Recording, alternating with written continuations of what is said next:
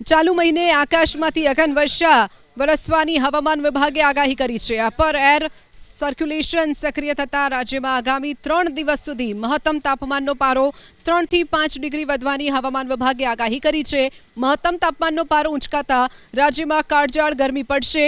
ડીસામાં સૌથી વધુ 36 ડિગ્રી તાપમાન નોંધાયું, જ્યારે રાજકોટમાં 34.7, ભુજમાં 34.6 ડિગ્રી તો અમદાવાદમાં 34.2 ડિગ્રી મહત્તમ તાપમાન નોંધાયું છે।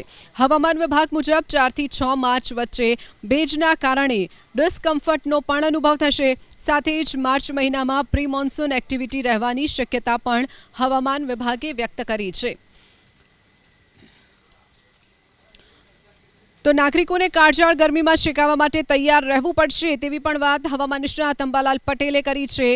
અંબાલાલ પટેલના અનુમાન મુજબ આગામી 48 કલાકમાં રાજ્યમાં ગરમી પડવાની શક્યતા છે। 8 થી 10 માર્ચ વચ્ચે એક પશ્ચિમ વિક્ષેપ આવવાની શક્યતા છે, જેનાથી 15 માર્ચ પછી દેશ સહિત રાજ્યના હવામાન વિભાગમાં પલટો આવી શકે છે। તો 18 માર્ચ પછી કેટલાક શહેરોમાં 41 થી 42 ડિગ્રી સુધી તાપમાન પહોંચે તેવું પણ અનુમાન વ્યક્ત કર્યું છે અંબાલાલ પટેલે।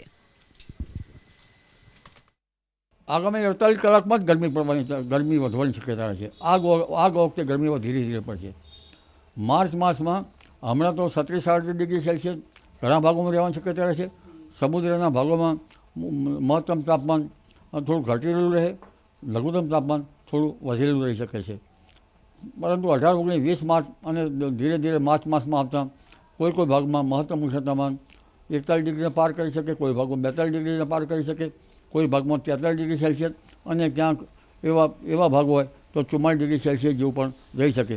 એટલે એપ્રિલની ગરમી જે છે એ માર્ચ બતાવી રહ્યું છે। અને આ માર્ચ માસ જે છે એ લગભગ ગરમીનો રહેશે।